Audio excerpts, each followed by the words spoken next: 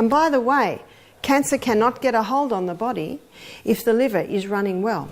Hello everyone, and I'm very happy to welcome you all back. Today we'll join Barbara O'Neill to dive into an extremely important topic for health but often forgotten: liver health. The liver is one of the most important organs in the body, responsible for performing a series of essential functions, such as detoxifying the body, processing nutrients, and maintaining balance in daily life activities. What many people don't realize is that, according to statistics, 1 in 4 adults has some form of liver disease without knowing it. This is exactly why understanding how to care for your liver and maintain its health is so important, especially as we get older. In today's lecture, Barbara O'Neill will guide us to explore the liver's miraculous functions, the factors that can damage this organ, as well as practical and effective methods to protect and preserve liver health in the best way. At the end of the video, Barbara will share a special formula she uses daily to effectively support liver detoxification. So don't look away and stay tuned until the end to not miss this secret tip. Without making you wait any longer, let's get started right away. Your liver, very important organ, because cancer cannot get a hold on the body if your liver's working well. There's an old proverb, it's found in Proverbs 14 verse 6. It says, "Knowledge is easy to him that understands." So what I want to do tonight is I want to give you an understanding of your liver, because when you have an understanding of your liver, you actually then have the knowledge on how to treat it. Everything that comes into your body comes first to the liver, and the liver basically determines where everything goes. And everything that comes out of your body comes out under the jurisdiction of the liver. And so I'm going to begin with showing you, which I already have touched on, is what happens with everything that comes into the liver. Now, any environmental poisons that come into the liver assesses it, and if it's really toxic, it wraps it up in fat and stores it. But if it can, it'll break it down to a water-soluble state and release it.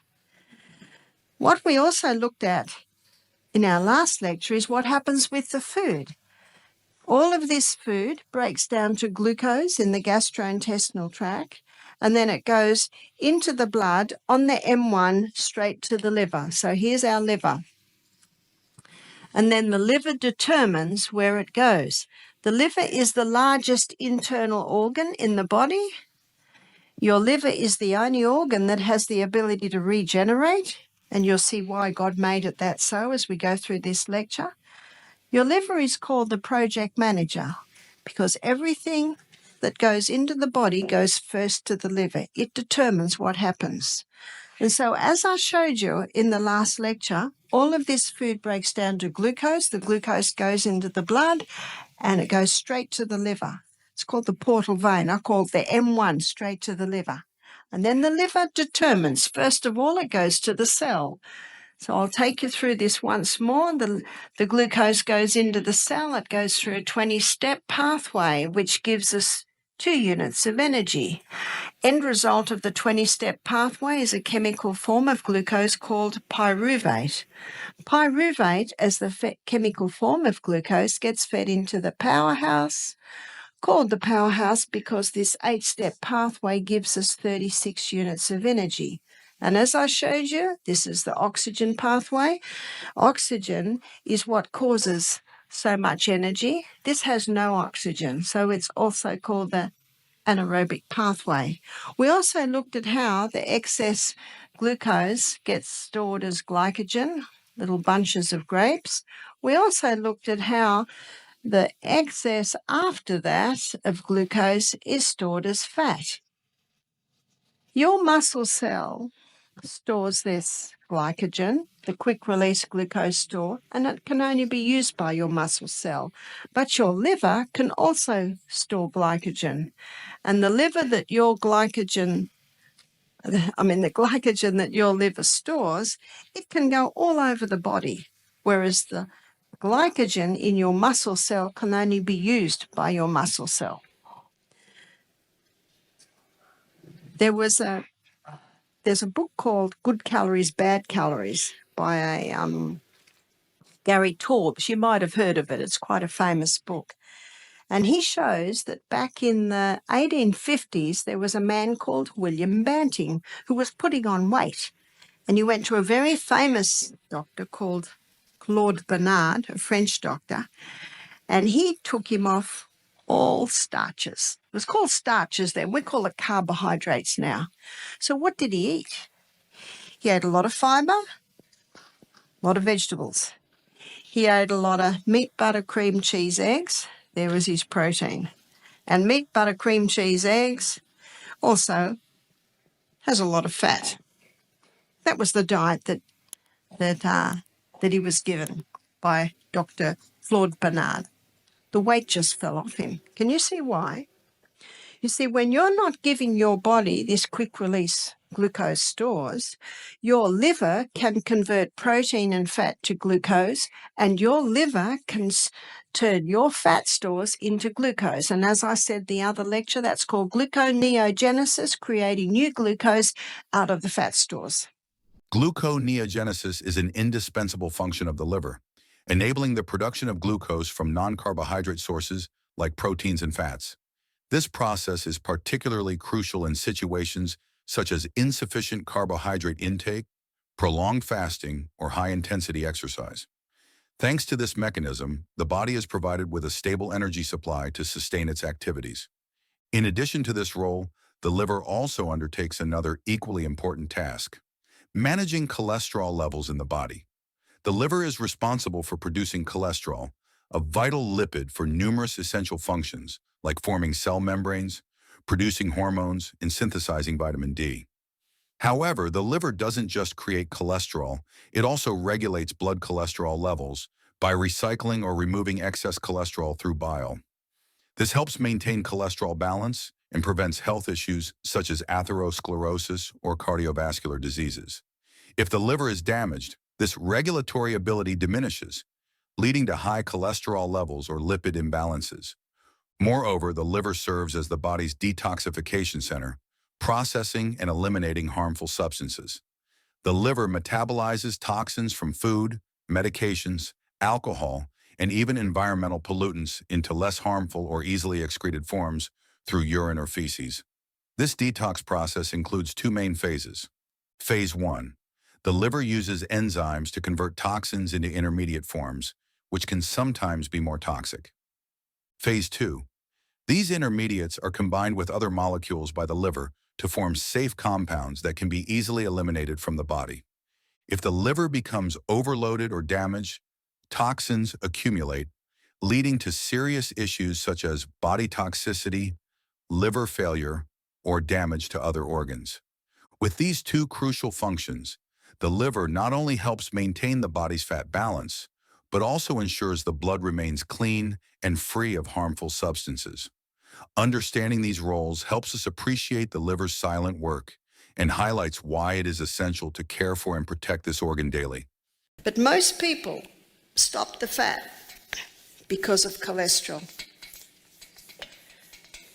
And this is a good time to look at cholesterol because your liver makes cholesterol. And it makes cholesterol according to the demands that the body puts on it. And 80% of the cholesterol that your liver makes is made from glucose. And 20% of the cholesterol that your liver makes is made from fat. Now, this illustration alone shows you it's not the butter on the bread, it's the bread under the butter that's the problem. It's not the fat. Yes, there's a lot of problems with butter today because of the cows that it came from. I put olive oil on my bread. My husband puts avocado on his bread. In fact, most of the time I put both on my bread. Because remember, fat doesn't make you fat. So let me show you the two different types of cholesterol. You've got HDL, which is high-density lipoprotein, and you've got LDL, low-density lipoprotein. HDL's role in the body is that of a carrier. It carries excess cholesterol out of the blood and back to the liver. That's why it's called the good guy. LDL is the repairer and the rebuilder. Unfortunately, it's called the bad guy. But what you've got to remember is the body doesn't make anything bad. It has a role in the body. It has another role, and it delivers cholesterol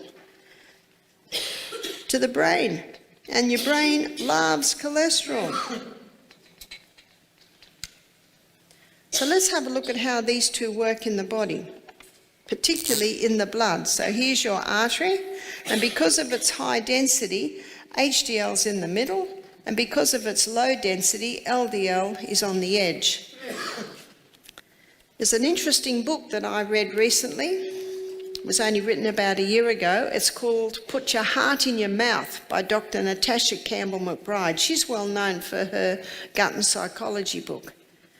She spends about 3 chapters showing that the cause of heart disease is damage to the arterial wall. So what damages the arterial wall? They're the endothelium cells. Cigarettes, there's 4,000 chemicals in a cigarette, and those chemicals damage the walls of the artery. The chemicals in our food, in our cleaning products, in our shampoos, in our conditioners, in our moisturisers, they're damaging the arterial wall. Mercury damages the arterial wall. It's found in fish, it's found in the flu vaccine, and it's found in the mercury fillings in our mouth. Mold is toxic. Mold gets into your blood, it can cause holes in the arterial walls. A high wheat, high sugar diet creating a lot of glucose, that sticky glucose connects with protein molecules and sticks to the wall of the arteries, so the high carb diet can do it. Alcohol and high sugar just feed it. Who's going to plug up the holes, students? The repairer and the rebuilder. The repairer and the rebuilder comes along and plugs up the holes. Now, the person doesn't realise that the mouldy house is killing them. They don't really believe what it says on the packet of the cigarettes. They don't realise that the chemicals that they're cleaning their bathrooms with, that are in their food, and so what's happening is the damage continues. They don't realise that the mercury fillings in their mouth are damaging the walls. So what's happening in the arteries? What's it called? Atherosclerosis. To blame cholesterol for heart disease is like blaming the fire trucks for the fire. To better understand the relationship between cholesterol and heart disease, we need to grasp cholesterol's role in the body. Cholesterol is not just a bad fat, as it is often misunderstood. It is essential for producing hormones, synthesizing vitamin D, and maintaining the healthy structure of cell membranes. The real issue lies not with cholesterol itself, but in how it behaves when there is damage to arterial walls. When the inner walls of arteries are damaged, often due to inflammation, high blood pressure, or factors such as smoking and unhealthy diets, cholesterol tends to accumulate at the site, forming plaques. This process, known as atherosclerosis, narrows, stiffens, and reduces the flexibility of arteries. As a result, blood flow is restricted, increasing the risk of serious problems such as heart attacks and strokes. Rather than solely focusing on cholesterol numbers in blood tests, we should address the underlying factors that cause arterial damage. A more effective approach to protecting heart health is making lifestyle changes, particularly through diet. A balanced diet rich in fruits, vegetables, whole grains, and lean proteins can reduce inflammation and support healthy arteries. At the same time, limiting processed foods, saturated fats, and sugary drinks is essential. Additionally, regular exercise is a key factor. Physical activity improves blood circulation, helps manage weight, and enhances vascular health. Small but consistent changes in daily habits can have a significant impact, preventing heart disease more effectively than simply worrying about cholesterol levels. In conclusion, taking care of overall health through a healthy diet, regular exercise, and addressing inflammation is the best way to reduce the risk of heart disease and ensure your heart stays strong and healthy. Dr. Malcolm Kendrick, in his book, The Great Cholesterol Con, he says there is no proof. We've been deceived. So when they increase the cholesterol-lowering medication, which so many are on, sadly, what does that do? Well, what it does is it blocks the pathway in the liver that the liver uses to make cholesterol, but it's the same pathway that the liver uses to make coenzyme Q10. What's coenzyme Q10? It's your heart protective enzyme. So someone can go on cholesterol-lowering medication to reduce their heart disease and increase their risk. Surely that's reducing heart disease, has it? No. Something else is happening. Are you ready for the side effects of cholesterol-lowering medication?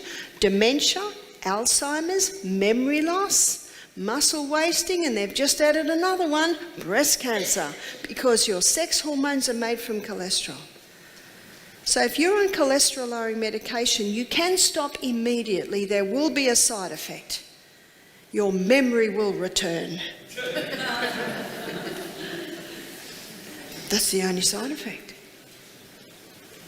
1,700 cases of Alzheimer's are being diagnosed every week in Australia. Okay, so cholesterol-lowering medication, fat-free diet, margarine, surely that's reduced heart disease? No, because it's a false theory.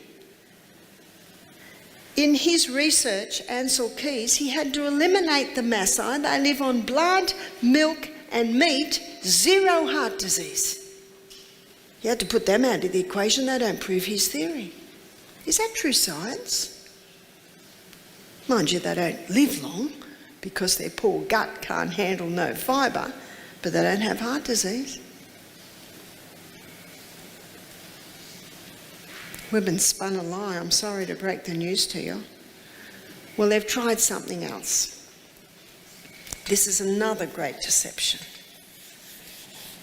When I was in America 2 years ago running a health retreat in Alabama, we had a nutritionist do our program. She was 69. She was in very good nick for her age, still working. She said, I have the advantage of being trained in university 40 years ago. She said, 40 years ago, we were taught that a cholesterol level under 300 was perfectly safe. Now, on Australian standards, that would be about 7.5. Did you hear that? Perfectly safe. She said they've dropped the levels. In America, it's now 200. Anyone over 200 is put on cholesterol-lowering medication. What would that be in Australia? Is that 5.5? Is that true? Anyone over 5.5 in Australia is put on cholesterol-lowering medication? Okay, so cholesterol-lowering medication, fat-free diet, they've lowered the levels. Surely that has reduced heart disease. Has it? Not at all. Not at all. It's still the number one killer. Yet Alzheimer's come up, mental illness has come up because your brain cannot function without cholesterol. In the past, cholesterol-lowering medications and fat-free diets were once regarded as golden solutions for preventing heart disease. However, the reality is far more complex. Recent research has shown that while these measures may help reduce blood cholesterol levels, they do not always guarantee a decrease in heart disease rates. Some evidence even suggests that lowering cholesterol does not necessarily correlate with a reduced risk of heart attacks or other cardiovascular events. What is noteworthy is that cholesterol is not merely a risk factor, it is also an essential component for the body's health. Cholesterol is a critical part of cell membranes and is necessary for producing hormones and synthesizing vitamin D. Notably, the brain relies heavily on cholesterol to maintain normal function. A deficiency in cholesterol can lead to severe cognitive problems and increase the risk of neurological disorders such as memory loss or even Alzheimer's disease. These findings raise significant questions about the traditional approach of reducing cholesterol to prevent heart disease. Instead of focusing solely on lowering cholesterol, experts recommend a more holistic approach to heart health. This includes building a healthy diet, exercising regularly, managing stress, and improving sleep quality. This perspective not only challenges outdated guidelines, but also introduces a broader view of overall health. It emphasizes that caring for the body requires addressing multiple aspects rather than concentrating on a single metric like cholesterol. Such a comprehensive approach not only helps protect cardiovascular health, but also enhances overall well-being and quality of life. But what I'd like to look at now is what happens with everything that comes out of your body. And I'd like to show you what happens at Misty Mountain Health Retreat when our guests fast for 2 days. You see, when you fast for 2 days, we serve fresh fruit and vegetable juices every 2 hours. When you fast for 2 days, digestion stops. And we're not giving enough fuel to run on, and so your body starts to break down fat stores. And something else a little bit more sinister is being released. It's your fat-soluble toxins that have been stored in our fat cells over many a year. And your body cannot release fat-soluble toxins in a fat-soluble state. They have to be broken down to a water-soluble state. Then they can be released. So let me show you how this happens. This is the symbol of the fat-soluble toxin. Phase 1. So our guests on Monday, when they're fasting, their liver goes into phase 1 of the breakdown. In phase 1, the liver takes this fat-soluble toxin and it breaks it down to a metabolite. A metabolite simply means first stage of metabolism. This metabolite is a lot more complicated than it originally was. It's actually highly volatile.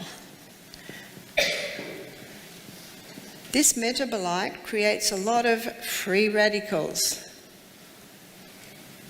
And free radicals damage the tissues. This metabolite can sometimes be 100 times more toxic than it originally was, especially in the breakdown of alcohol.